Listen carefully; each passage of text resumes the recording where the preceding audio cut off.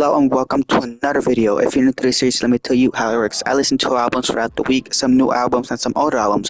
I pick the ones I want to give my opinion on and review them in this video. Except for a temporary time, I will be reviewing every single album I listen to throughout the week because, yeah, why not? Anyways, remember, my opinion is mine and mine only, and you may have a different opinion, so don't take anything I say too seriously. Now let's head on into the first album of today's video. The next album is The Mouse and the Mask Metal Face Edition by DangerDoom, MF Doom, and Danger Mouse. So this album was released October 10th, 2005, and it is an hour and 5 minutes long. And I will have to say the beats on this album were good, and whoever was rapping was amazing, as he had an excellent flow on many of the songs. Like for example, Chupa Nior, the very first song of the album, Sofa King, the second song of the album, and I think the song where he had the best flow definitely has to be Crosshairs. He had great flow on that song. And this album did have one standout song hold up, before I say standout song, I have the song with one of the better beats in my opinion. Definitely goes to, where is it? I just saw it. Where is it? I literally just saw it in the book and I lost it. Oh my god, I lost it. I lost the song, but there's a song on here that has an amazing beat. And my standout song from this album goes to Benzie Box. Next is No Love Deep Web by Def Grips. This album was released January 1st, 2013, and its length is 46 minutes. Overall, this album's vocals sounded amazing. This album also had many great beats, like Black Dice had a very nice beat. World of Dogs had a fire beat in my opinion. Lock Your Doors had great beats as well. Like those three songs are back to back of each other. Amazing beats, best beats. And my standout song from this album is No Love. I will say, if you do decide to go listen to this album, they are a little bit more on the, what was it called, like explicitive side? No, not explicitive. What's it called? They don't care what they're saying. They will say whatever they want. I forgot the word to how to explain it, but they're on that side of things. They don't care what they say. They will say whatever they want. So keep heads up on that if you do decide to listen to this album. Next, also by Def Grips, is Government Plates. This album was released back in January 14th, 2014. And it's about 36 minutes long. This album was okay at best in my opinion. I feel like the album before this, No Love Deep Web, was a lot better. I didn't really enjoy this album as much. All the beats did sound from good to fire in my opinion. I will have to admit that. Outside that, there's not much else for me to say. Lyrically wise, they just open their mouths most of the time and repeated the same sentence 25 times. You know, there's not much else to this album. Not really my type of album to listen to. Do see where some people might enjoy this album. I definitely didn't. And there's not much else for me to say about this album. Next is Chase the Dragon Plus by Kee Nola. This album was released February 3rd of 2023, approximately 37 minutes long. I don't know I said approximately, but I had it in my head this entire video. I know approximately is wrong because it is 37 minutes long, but that's besides the point. Overall, there were many calm beats and songs on this album. This guy genuinely reminds me a lot of Juice WRLD, and I know Juice WRLD is one of his bigger inspirations, so he is really showing how much inspired he was by Juice WRLD. Just listening to this guy, all I could think of is, damn, this is Juice WRLD. The beats were all also good, and how could I forget, the flow he had on so many of the songs was incredible, right? This guy is genuinely amazing. He is skilled. You know, I think that if, especially on TikTok, if he would stop leaning so much on sounding like Juice WRLD, this guy would be big. This guy would be bigger than he is. But something that's really holding him back is he relies too much on sounding like Juice WRLD, and that would definitely hold him back.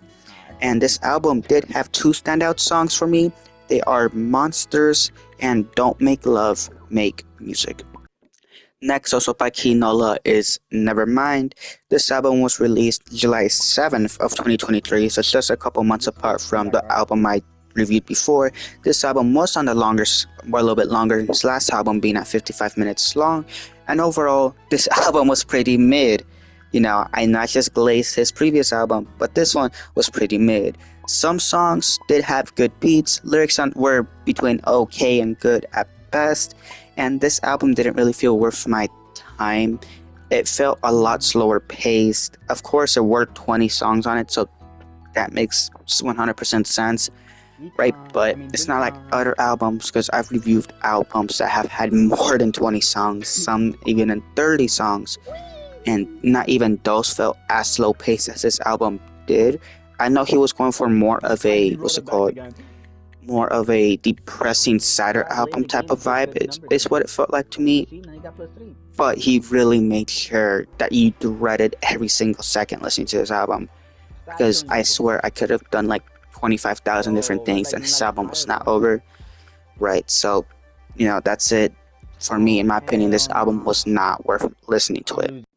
Next is Sin Miedo del Amor y Otros, Demonios by Kali Uchis. So overall, there were many good to great songs on this album. The vocals sounded so majestical, it's the best way I could put it. The Caesar feature on this album, it was incredible. And when I tell you, some of these beats had me floating in the air, I'm telling you, like, I have to reference this because for some reason I can't find the picture right now that I'm looking it up online. But I want you to imagine the SpongeBob picture, where SpongeBob meme, where he has the headphones put in his ears, he's holding his phone, and he's floating. That's how these beats had me feeling.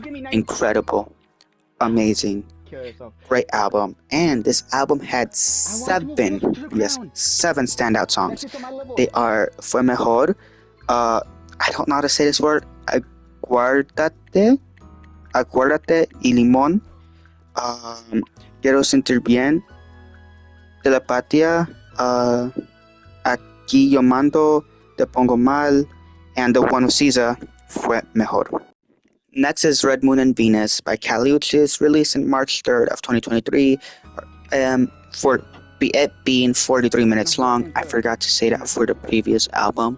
I don't feel like we're recording all of that, because you guys gotta remember, I'm doing these without a script now for the foreseeable future. Overall, this album was a great album, amazing experience. So many of the songs had wonderful lyrics, and when I tell you, that Don Toliver feature was crazy. I mean, Daddy Don Toliver cooked. He sounded amazing. Best song of the album in my opinion. And just like the previous album, the vocals were amazing. They were spectacular. That shit had me floating in the air. And for this album, I had 4 standout songs, with them being Fantasy, Como Te Quiero Yo, Moral Conscience, and Moonlight. And as promised from last week is Mercy by Armand, Hammer, and The Alchemist. And I will say this will be the last Alchemist album for a while, because I don't expect them to drop anytime soon. So for the first time in what feels like a long time, there will not be an Alchemist album in the next video. Unless he does a surprise drop, which that would be hilarious. But, oh no, wait, I don't think there's an Alchemist song last episode, was there? There was, dumbass, because you're doing this one, stupid. Anyways, overall, this was an amazing rap album, right? If you're looking for a very nice rap album, a very good rap album with a goodish story around the songs, this is it for you. You know, Armand Hammer, he did amazing, you know, and it was on the calmer sides of things. So, you know, I definitely recommend to hear this album for when you want a calm listening experience with a good, you know, with it being good rap songs. And the flow on many of these songs were great. And the lyrics, especially on No Grabba, they were great. And the song, I think the song in my opinion with the best beat definitely was Nail by Mouth. And what's it called? And on California Games, Earl Sweatshirt, he was an incredible feature on that. And the song called Super Nintendo, I love the 8-bit beat. Themes it perfectly for a song's name. And yeah, This album was released November 7th, 2025, with it being 42 minutes long. I almost forgot it for this album. I promise you I'll try to get used to this going forward. Next, as also promised from last week, is Lux by ROSALÍA. It was released November 6, 2025, with it being 15 minutes long. This album was incredible. I promise y'all, if this album was released earlier in the year, it would have been on the Grammys for Album of the Year. This should be winning Album of the Year this year. They definitely need to put this shit into next year's Album of the Year because this was incredible, right? It had amazing beats, amazing vocals. Dog, I don't know what ROSALÍA did, right? This is not what you expect from an album of her. She did so amazing. Like, as soon as my paycheck comes in Thursday night, I'm buying the vinyl version. I'm hoping there's still vinyl versions. If not, I'm going on Discogs. I'm buying the first one I see because I need to own the shit physically. And there are 6 standout songs, and they are Divines. I want you guys to take the names I say with, calmly, because most of these are outside the English language, so I don't really know them. I don't know if I'll be pronouncing them correctly.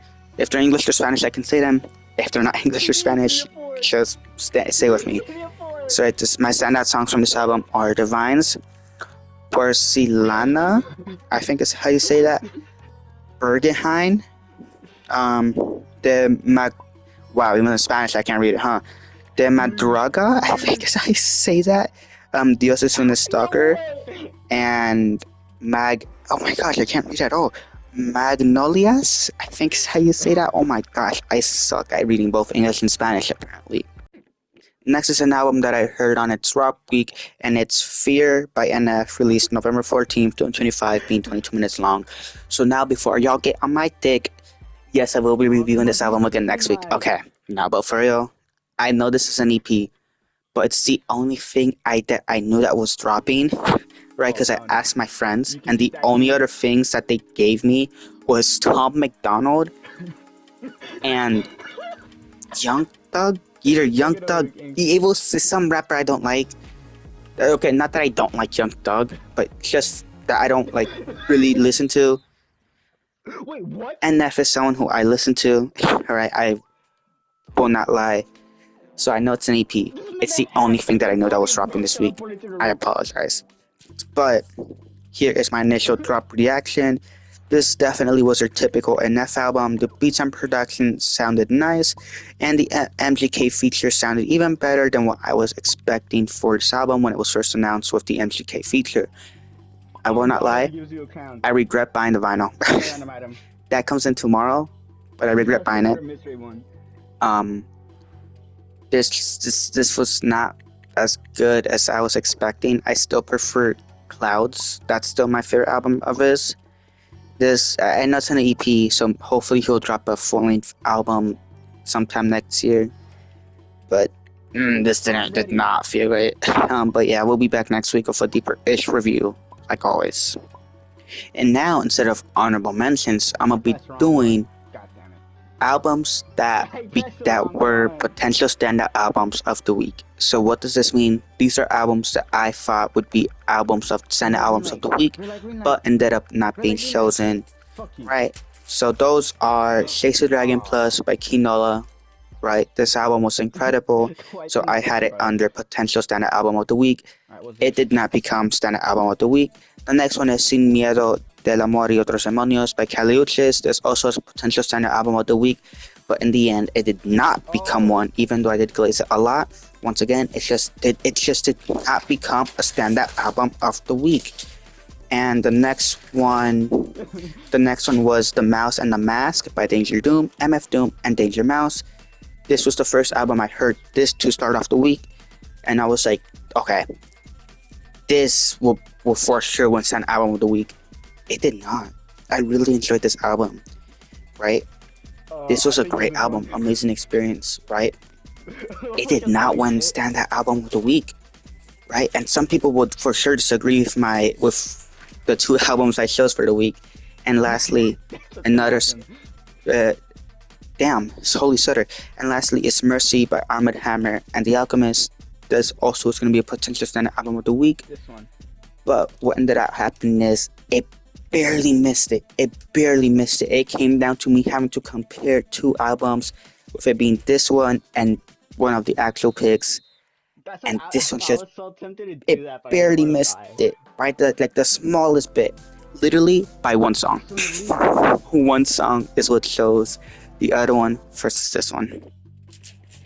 Next is standout albums of the week. If you don't know what this is, I pick two albums each week that I enjoyed the most, that I think deserve the most recognition, the ones that I think you guys watching this video need to go listen to after finishing this video.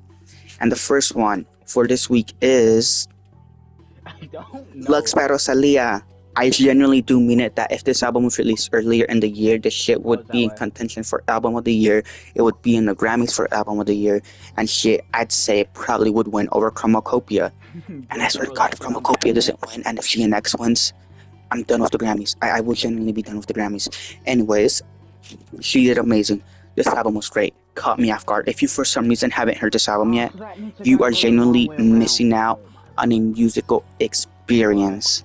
This takes you across the world of all the different languages she sings, and she sings perfectly in all of them. It's not like she's like struggling or stuttering. No, she sings beautifully, bro. Her voice, it sounds amazing. Like genuinely one of the best albums that I've heard this year. And that's saying a lot, because there were many great albums this year. And the second standout album of the week is We like that, right? Red Moon and Venus by Kali Uchis. So this is the album that I was telling you that beat out the Alchemist album, because what both Lux and Red Moon have is there was not a single neutral for either of these. So even though Sin Miedo I did enjoy a lot more, that one did have two neutrals. And for the Alchemist album, once again, a beautiful rap album, Homicide, 100% recommend it. It had one neutral. Red Moon and Venus, Lux, 0 neutrals. They had something positive. Great listening experience for both of these. If from either of these two standout albums, I do definitely recommend Lux a lot more any day over Red Moon and Venus. But I did have to pick a second album, and this one did end up winning it. But yeah, those are my standout albums of the week. And look at that, I edged a 20-minute video. And what time is it? It's Yap Time. There's not much for me to say. This week definitely was a week for me in my personal life, and I think I will be having a lot more time for albums, because I am considering dropping out of school, out of college, because it's not that I'm pursuing YouTube full-time, hell not, but it's just that most of the stuff they're teaching I already know, right? And I just don't feel like it's worth my time or money, right? I am gonna give it like 2 or 3 more weeks, but if nothing comes that like interests me, I'm just going to drop out. It's not that hard, man. Right? That's still something I need to tell my dad, but no. Oh, so I decided to start saying that when albums release and stuff, because I feel like that just adds something. It gives me something more to talk to, something for me to give me a little bit more time to read my notes of the albums, and I still ended up stuttering on some, but that's just me. And you know, I'm trying to think, is there anything else Yap Time related I want to say? Oh my gosh, so not this week. This week everything should still be fine. Next week is Black Friday week. If there's no upload next week, that's why. I'm telling you right now, the chances of me uploading next week are so low because it's Black Friday week, and I've already been told I have a high chance of working 5 in the morning till 10 at night, and we probably won't be leaving until 11 at night because of how long it'll take us to clean. So keep that in mind if there's no upload next week. And yeah, you know, these videos were supposed to get shorter, and I somehow ended up making it longer without a script. Thank you guys so much for watching. You know, I probably could have recorded this a lot earlier, but I decided to watch the Raiders game. Horrible experience. The Cowboys bent us over, just like the good little boys that the Raiders are. We bent over and we just I'm sorry. Thank you guys so much for watching. There's nothing else for me to say. Check out all my links in the description. Oh my god. If I was the Um, next 20 game, it's over. Trying to think if there's anything else I need to say. Not much else for me to say. Thank you guys so much for watching, and I'll see you all when I see you all again. And like always, practice your running man.